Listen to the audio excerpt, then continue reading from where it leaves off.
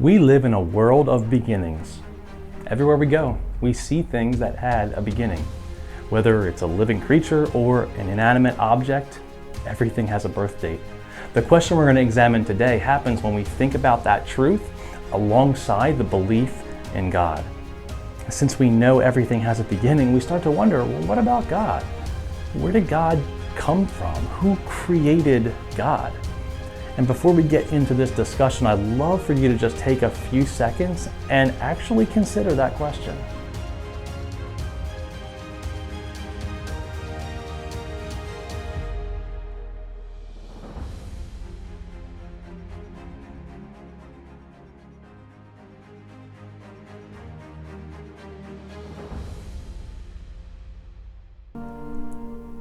Okay, you're not going to have to wait around too long to get to the answer to this question. I'm going to give it to you right here at the start.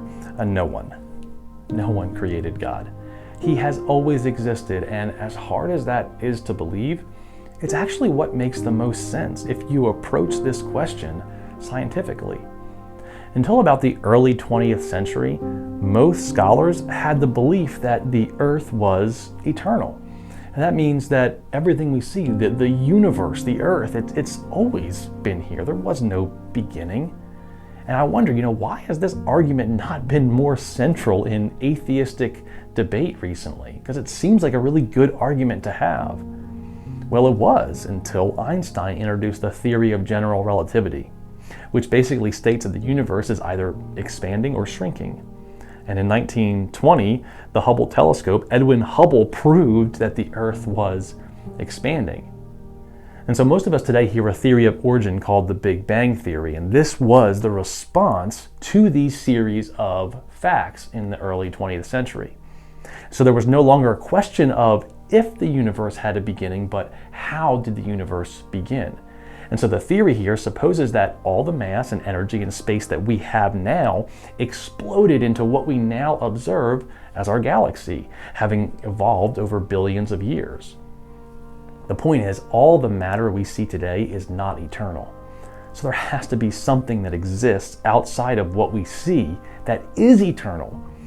It actually makes more sense scientifically to believe in the existence of an eternal God as the creator of everything, as opposed to an eternal substance. And that's the Christian worldview. And it only takes 4 words in the start of the Bible to solidify that view. In the beginning, God. I mean, this is the logical conclusion when you do believe that God is eternal. Of course, he was there in the beginning. He was the creative, eternal force behind everything that we see. So also is Jesus. In John 1:1-2, we read this: "In the beginning was the Word, and the Word was with God, and the Word was God. He was in the beginning with God." What this verse is demonstrating is the existence of a plurality of God that has always existed forever and ever. And we are finite creatures. We have a beginning, and we have an end. And it's somewhat beyond comprehension for us to envision anyone existing outside that space. And that's the challenge that we see throughout Scripture when God describes himself. So when God commissioned Moses to go to Egypt, he asked God, what if they ask me who sent me here? What should I say to them? In Exodus 3:14, God said to Moses, "I am who I am." And he said, "Say this to the people of Israel, I am has sent me to you." And here's what God was saying: I am present. I am here. I have always been here. God has always existed in his current state, and he will always exist in his current state. How is this possible? Now, scientists will argue that everything has a cause. How can we possibly argue that everything but God has a cause? I think that's almost like asking what the color blue smells like. I mean, that would be a ridiculous question because those two things are not in the same category. They're not in the same class. Blue can't have a smell, it's a color. It would be just as ridiculous to place God, who is uncreated, in the same category as everything else that was created. Now, there are plenty more evidences that we could suggest, but ultimately, just like every other area of Christianity, there needs to be an element of faith involved. And so I'm going to leave you with this question. What would need to be proved to you without a shadow of a doubt for you to believe in the eternality of God.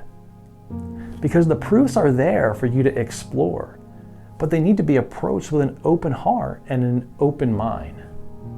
For this question and any other question that we post here, if you're looking for more information on the topics that we cover, or if you would be interested in hearing a particular question answered, please send us a message. We would love to hear from you. Thanks so much for tuning in. We'll see you next time.